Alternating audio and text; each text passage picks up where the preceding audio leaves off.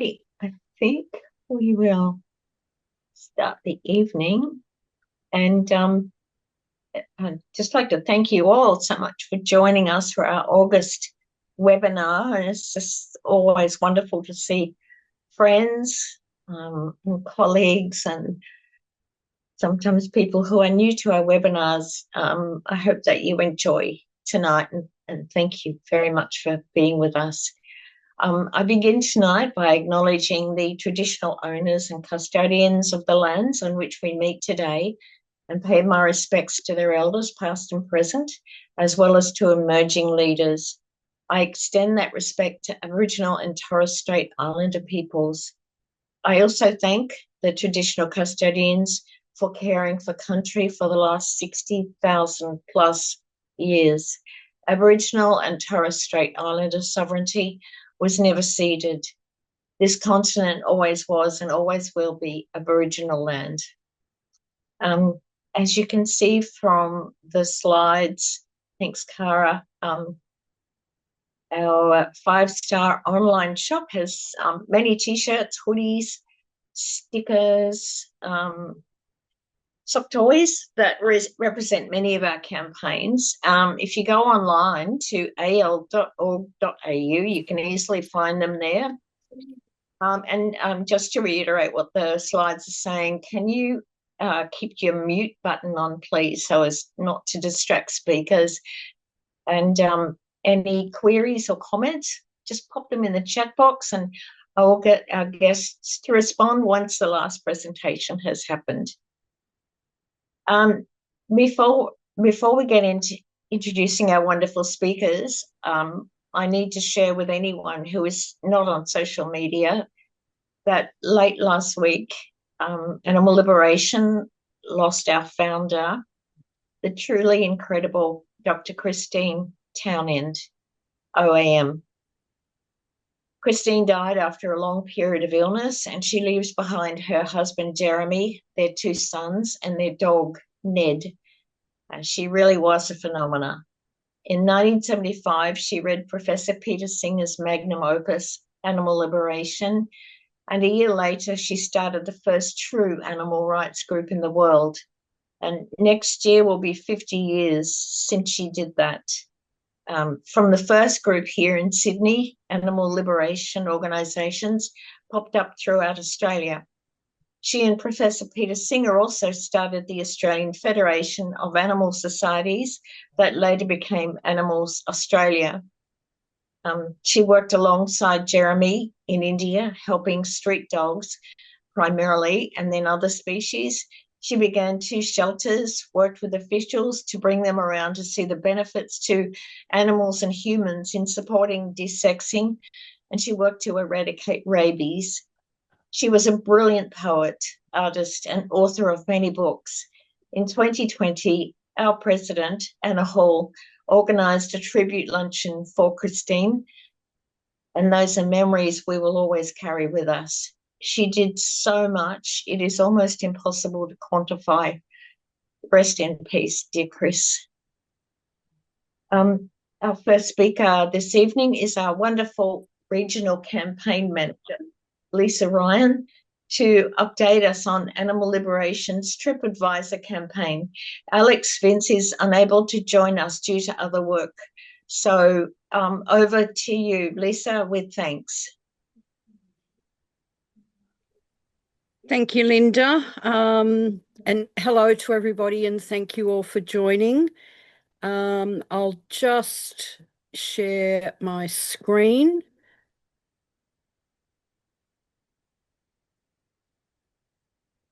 Can everybody see that? Not just yet, Lisa.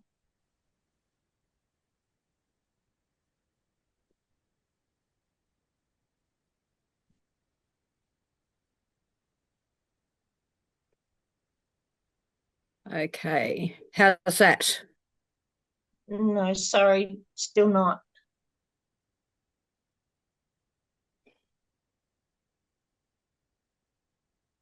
I'm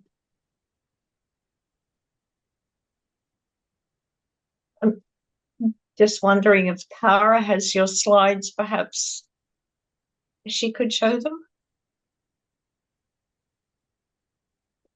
She can. Yep. Just going to give it that any better? Sorry, no. No. Okay. All right. All right. I'll get you to put them up, Cara, if you don't mind. Yep. I'll just be 1 second.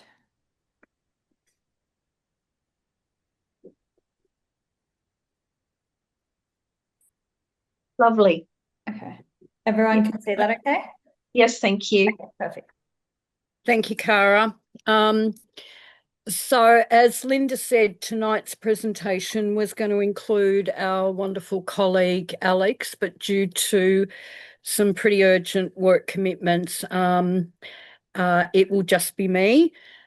So tonight I'm going to run everybody through one of our newer campaigns, and that's in relation to Tripadvisor. Next, please, Cara. Just a warning that some of the slides we're going to show may give some concern. There is nothing violent or graphic, but there are some images we've used from Tripadvisor's website and our own campaigns showing some animals in distress. Next, please. So tonight, I'm going to be talking about our animal-human tourism ventures, a little bit about Tripadvisor and why we've couched our campaign around Tripadvisor, a little bit about our campaign, why we started it, where we're at, what we're aiming to do, and then a little bit about how you can support us through direct action and engagement. Next, please, Cara. So just to touch on animal-human tourism ventures, I guess have been around forever. When most people think about tourism ventures, they instinctively think about the plight of elephants around the world. And we've all seen huge advances in people recognizing that elephants are highly intelligent, very sentient. There's a lot of work being done to get them out of zoos, to get them out of animal circuses, to stop them being used as transport vehicles in various countries. But there is still a plight for elephants, so we've still got a long way to go. When people think about Australia, particularly overseas tourists, I think the view is Australia is very progressive with animal welfare. Our investigations and our campaigns have confirmed that that's not necessarily the truth, which is why we decided to tackle animal tourism head on. Next, please, Cara. So with the global scene, just to give you the two images on site, are two well-known tourism activities. So the one on the left, the Calgary Stampede, has been going for, it's a Canadian tourism venture. It's basically a rodeo gathering, but they have the image you can see there is what they call the chuck wagon races. So these are a number of horses attached to a vehicle behind, and they have 4 to 5 of them lined up side by side, racing at very fast speeds around a track. This event has been going, as I said, for many, many decades. And in the last 70 odd years, there's been about 70 animals killed, predominantly in the chuck wagon races, but also in the actual rodeo events, in bucking horses, calf roping, etc. The image on the right And I'm sure some of you saw there was a lot of global media attention given to this particular zoo in Denmark, who were calling for people to surrender their companion animals and other animals, including horses, to the zoo to be used as feed for the zoo animals. Um, Both the Calgary Stampede and this zoo in Denmark are listed on Tripadvisor's global website, and both of them have Tripadvisor's listing of meets animal welfare guidelines. Next slide, please, Cara. So the Australian status, as I said, while a lot of people consider Australia to be a very progressive and modern nation, and we are in a lot of respects. But when it comes to real and meaningful animal protection, we are not what Animal Lib would consider um, a progressive nation. So the four images in front of you, the top one is obviously Uluru Camel Tours, and many of you will be familiar with our exposure campaign about that camel rides business back last year. We've also got the next image is the Mount Isa Mines Rodeo, which is the largest rodeo event in Australia. It goes for 3 days. It's just happened.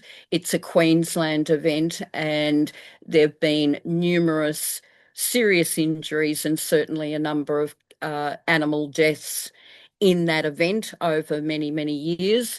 The next one is the New South Wales Coast Sanctuary, where animals are basically performing tourism objects.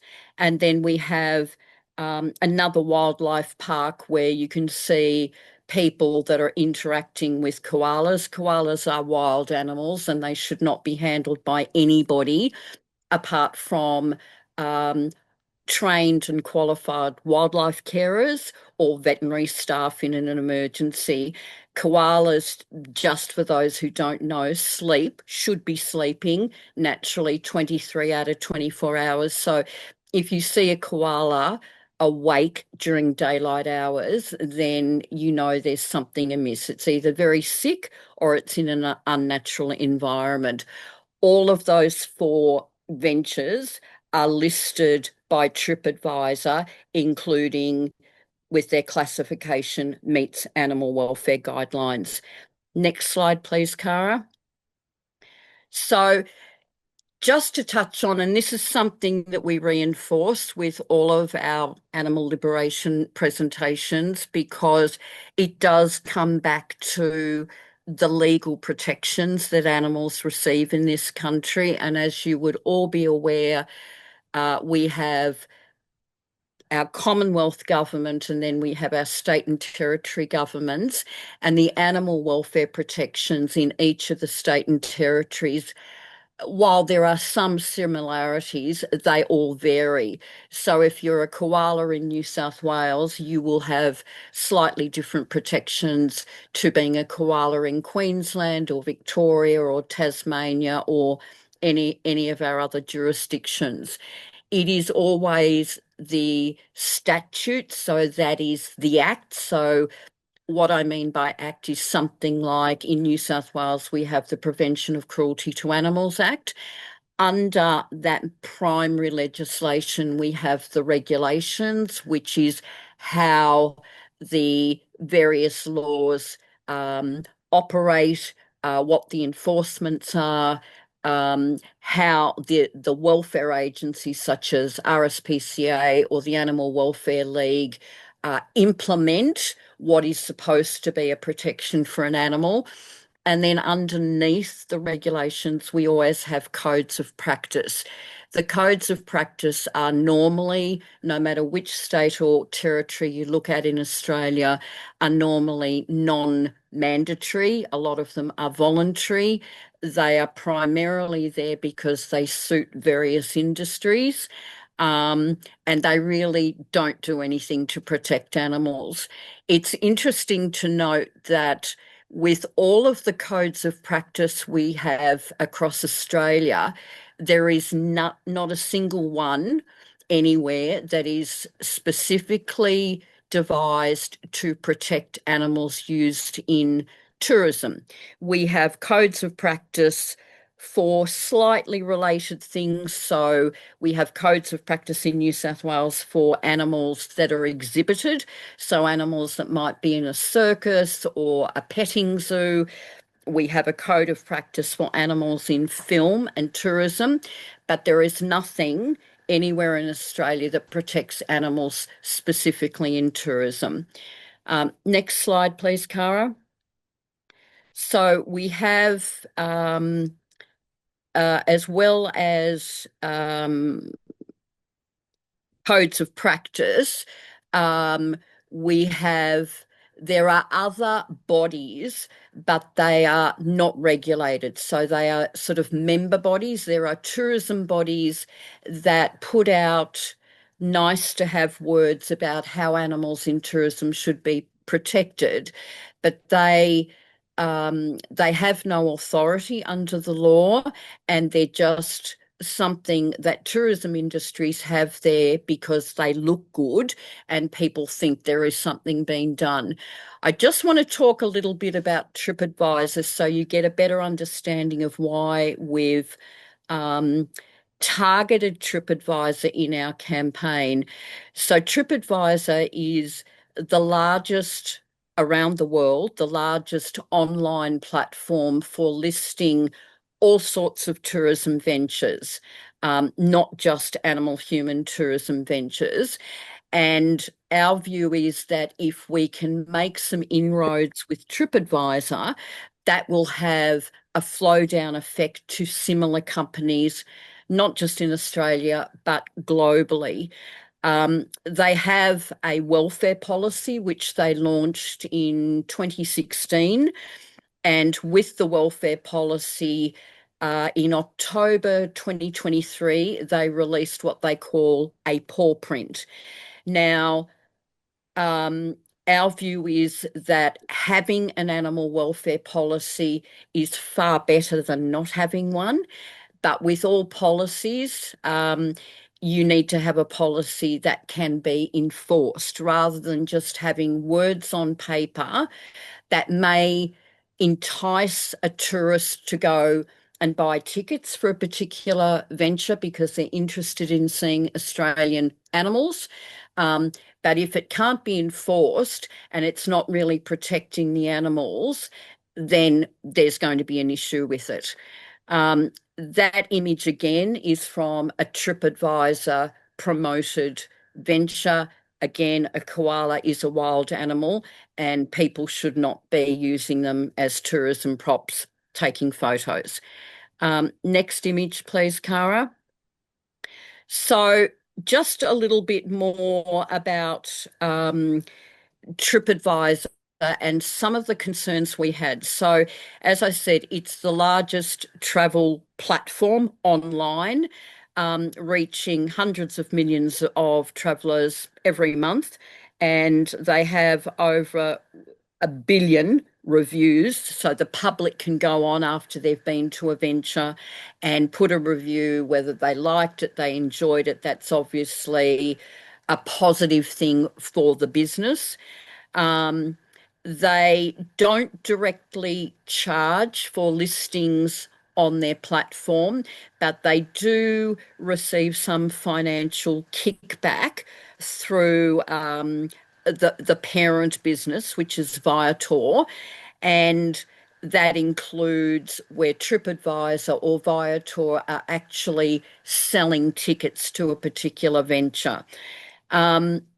The concerns we have is that we support them having an animal welfare policy, but when we look at policy versus the actual practice, we've seen some loopholes and some grey areas.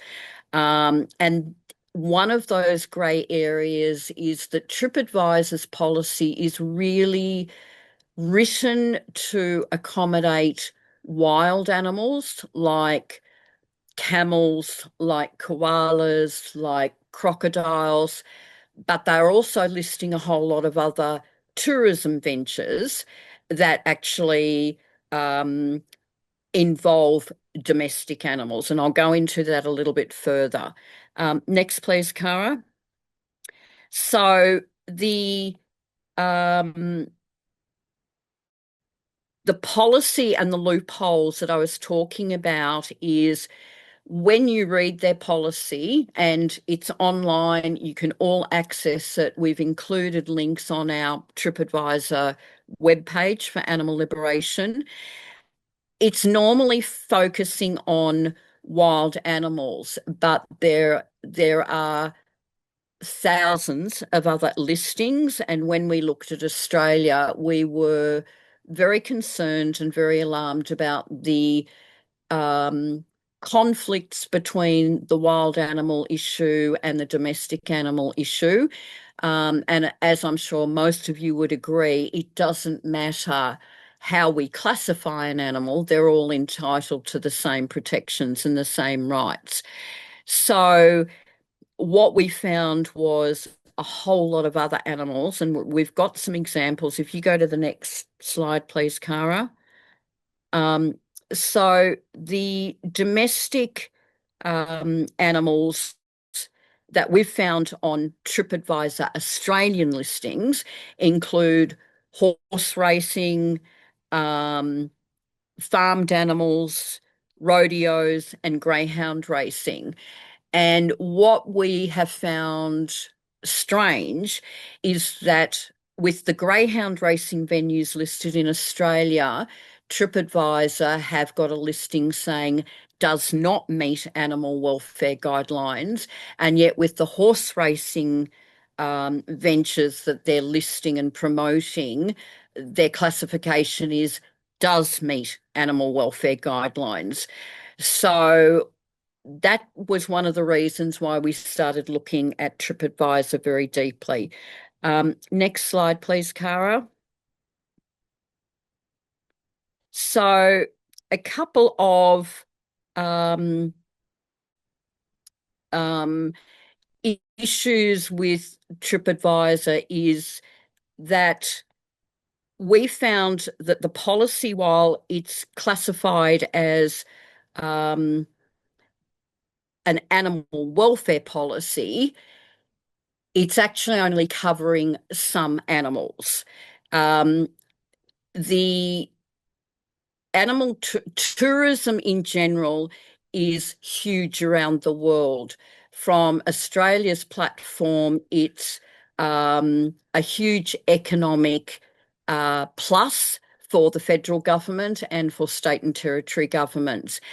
Animal encounters is also growing around the world, and people coming from overseas countries into Australia looking for nature-based activities or animal type encounters has grown over a period of about 10 years by 47%. So there's a lot of money behind tourism and animal tourism, which of course is encouraging other ventures to get in on the act. The inconsistent and inadequate and very old animal welfare laws we have in Australia is leaving all of these animals in the tourism space unprotected.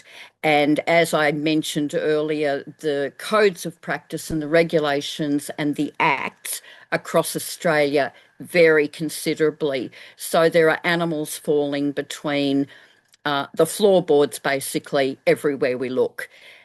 It is more than just the wildlife parks or encounters that you can see on the screen at the moment, which is, you know, a crocodile farm where people get to see, you know, Australian saltwater crocodiles, which are native species, and again, wild animals. So everywhere we looked with Tripadvisor, we had concerns. And Tripadvisor came to our attention from our Uluru camel tours campaign, because that was promoted and is still listed on Tripadvisor's website. Next slide, please, Cara. So the slide that is up at the moment, and if anybody wants to get a copy to this link, this was their 2016 media release when they first released their animal welfare policy, and they rightly received recognition for doing it. There weren't too many other companies that had been progressive enough to do it, but they've had a number of years now to tighten that policy up and to make it stronger so that it really was protecting animals, not just in Australia, but right around the world. As I said, there's over 1 billion reviews from people. It's a very, very heavily utilised website. Next slide, please, Cara. So Tripadvisor, they are saying all the right things, which again is a positive, that they believe that every tourism venture has a responsibility to ensure the animals in their care are protected. We absolutely agree with that, but we also believe at Animal Liberation that if you're promoting an animal welfare policy and you are listing tourism ventures, that company also has a responsibility to make sure the businesses you're listing are doing the right thing for animals. Next, please. So Tripadvisor have also, as I said, on every listing for every animal human venture, they have a little classification, and we've got a slide further down that shows you exactly where to find it. So they either say this venture meets animal welfare guidelines or does not meet animal welfare guidelines. But they base that classification on an application from a tourism venture that we don't believe holds up. And I'll talk about that a little bit further down. Next, please. So Uluru Camel Tours. So this was the camel rides business we exposed last February and are still campaigning for. Uluru Camel Tours was always listed by Tripadvisor. It was even before our exposure that we first contacted Tripadvisor, and we were pretty much ignored. Even to this day, if you look up Uluru Camel Tours Tripadvisor, it is still listed as meets animal welfare guidelines. I'm sure a lot of you have seen our footage in our exposure campaign, and nobody could possibly consider that that business meets animal welfare guidelines. So that is just one of many, many examples of why we decided to run a full Tripadvisor campaign. Next, please, Cara. So this is Randwick Racecourse, very well-known racecourse in New South Wales. Again, says meets animal welfare guidelines. Next, please. This is the very notorious Wentworth Park Greyhound track in Sydney that actually says does not meet animal welfare guidelines.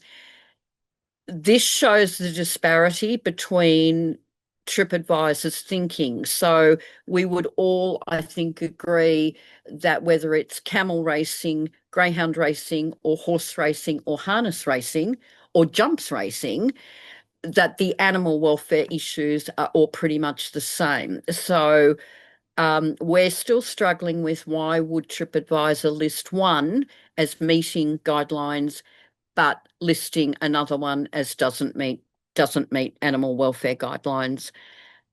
Next, please, Cara. So just a snapshot. They're not supporting greyhound racing, but they are supporting horse racing, rodeos, and humans actually having physical, so touching captive native animals and captive wild animals as well, I would add. Next, please. So a little bit, I've sort of touched on the connection between our Uluru Camels campaign and our zooming in on Tripadvisor. So it was the Uluru Camels, who are still suffering, that prompted us to have a really deep dive into Tripadvisor. And we had a look Australia-wide and discovered, I think we've got 120 odd listings, and we've probably missed some. So if anybody finds another TripAdvisor venture with animals that we haven't got listed on our map, please let us know. We strategized in what is our focus going to be, what do we want to see change, and the purpose of our campaign. There's no point us running a campaign just for the sake of running a campaign. It has to have goals. It has to have clear purpose on what we want to achieve, what is realistic. And we always at Animal Liberation think about how many different animals can this campaign help? Is it just going to help greyhounds? Is it just going to help camels? And we determined this was a very significant campaign, because if we can change things here in Australia, then that will change things for all animals in tourism, hopefully in a lot of other countries around the world. Next, please, Cara. So we have sent out communications to all of our subscribers showing our very clever map.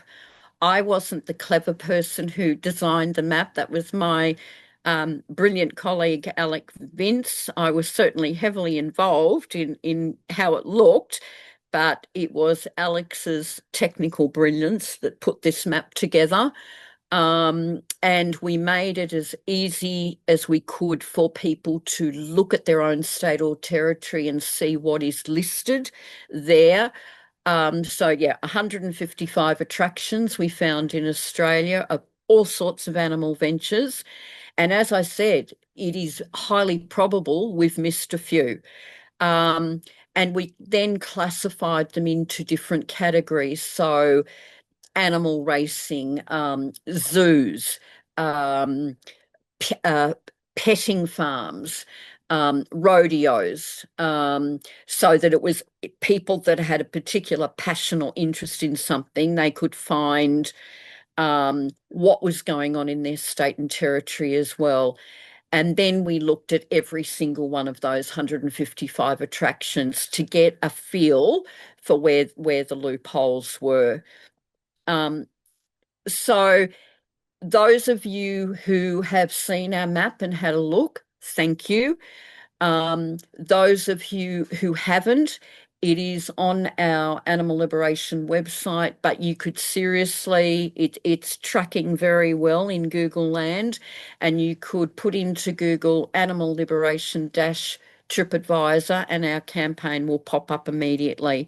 And I would encourage everybody to have a look at what's in your own state and territory and backyard. So, and it's very early days with our campaign. We've still got a lot of things we want to do. So to date, Cara, if you could jump to the next slide, please. So to date, we have sent out, last time I looked, and this was a week ago, 2,500 direct emails have gone to the executive management at TripAdvisor in America, and they are listening.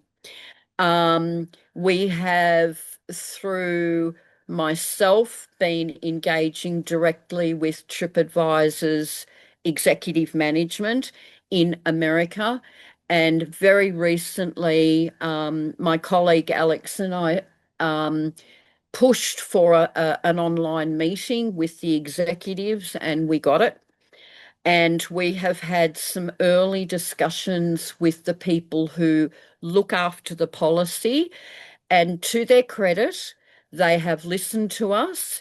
I think they've been pretty shocked by the strong response with our emails and our map.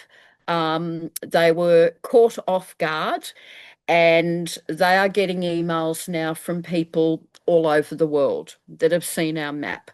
So it's worked, and it's opened the doors for animal liberation, and we are intending to have further constructive meetings with the Tripadvisor executives, and I am very hopeful. They were certainly open and receptive to some of our suggestions about changes that would have positive benefits to animals. And we are very hopeful that we're going to be able to do some good work, starting with animal tourism ventures right across Australia, but that will have a flow-on effect for all sorts of animals right around the world. And in doing this at the top with the biggest company being Tripadvisor, the other tourism ventures that do similar work will take note. And if they don't, we will target them as well. Next slide, please, Cara. So, as I said, what we're doing has the potential to benefit a whole lot of animal species, regardless of what they are across Australia, but it has a strong potential to resonate around the world. And as well as our engagement with Tripadvisor executives, we've had some great support from other animal welfare and animal rights groups that we've been collaborating with in the background. And we're very grateful for their receptive and their supportive response. So it's to date, it's all been very, very positive. And we are very excited about this campaign. Next slide, please, Cara. So I guess the upshot is this is a very strategic campaign for animal liberation. It's going to take some time before we get exactly where we want to get to, but we're on the right path.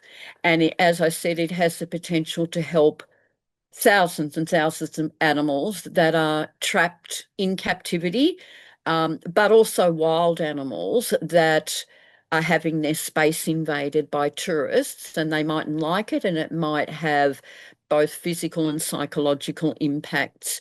How you can all support, and we have sensational supporters at Animal Liberation, and we are always grateful. You always take up our actions. Is have a look at the webpage when you get some time if you haven't looked at it. Take the direct action, send the direct action email. There is a template text there, but you can absolutely personalize it and put everything into your own words. Keep following our various social platforms, and we're continuing to post about our Tripadvisor campaign. We would also encourage you to support positive animal encounters by visiting animal sanctuaries, and we're very lucky in Australia. We have lots of wonderful, ethical, educational animal sanctuaries where you can go and have a look at happy camels and other animals, happy farm animals that are not being, you know, spied upon and used as exhibits for commercial profits. And anybody that is in a position to make a monthly recurring donation or a small donation, and we absolutely understand not everybody is able to, but every cent that comes in, and if you say, I want this to go to the tourism campaign or the Tripadvisor campaign, that's where the money will go. Okay, I'm nearly done. Next slide, please, Cara.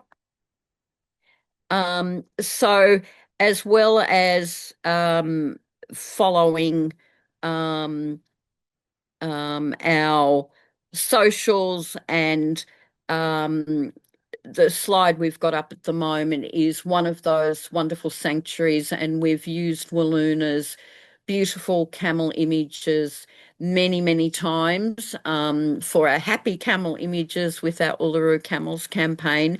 But we really do have some magnificent sanctuaries, and they too only survive because people visit, have wonderful ethical encounters and support these sanctuaries. It costs a lot of money to look after animals and all the vet bills, etc. So where you have an opportunity to support one of these fabulous sanctuaries, please do. The next slide is another sanctuary that one of our favourites, and we have lots of favourites, and this is Galahad Sanctuary in Victoria. And Lynn there kissing one of her beautiful camels, and these camels are all rescue camels. Lynn also has a number of other farm animals as well as her camels, but the camels are particularly special. So we do have sanctuaries in most states and territories, so please get behind them and support them. And when they're doing it tough in drought conditions or heavy rain conditions where feed bills are going through the roof, whatever you can contribute to them will keep them going. And next and final slide. So just a big thank you. We always say thank you, but it's very sincere. Without people getting behind our work and making a donation or sharing our socials or taking our actions, it would be really hard for us to do the work we do. And just some of the lovely emails we get coming through saying, thank you, Animal Lib, for what you're doing, and I love camels or I love pigs. It's very uplifting for us. A lot of the work we do is distressing and hard, but we are all very, very committed to making whatever positive impacts and promoting better outcomes for animals that we can as a very small team. So thank you all very, very much for listening. If anybody would like a copy of these Tripadvisor slides, very happy to share if you can use them to do some advocacy in your own neck of the woods. Thank you very much. Happy for any questions to go in the chat if anybody's got any questions, and thank you for listening. Thank you, Lisa, so much. You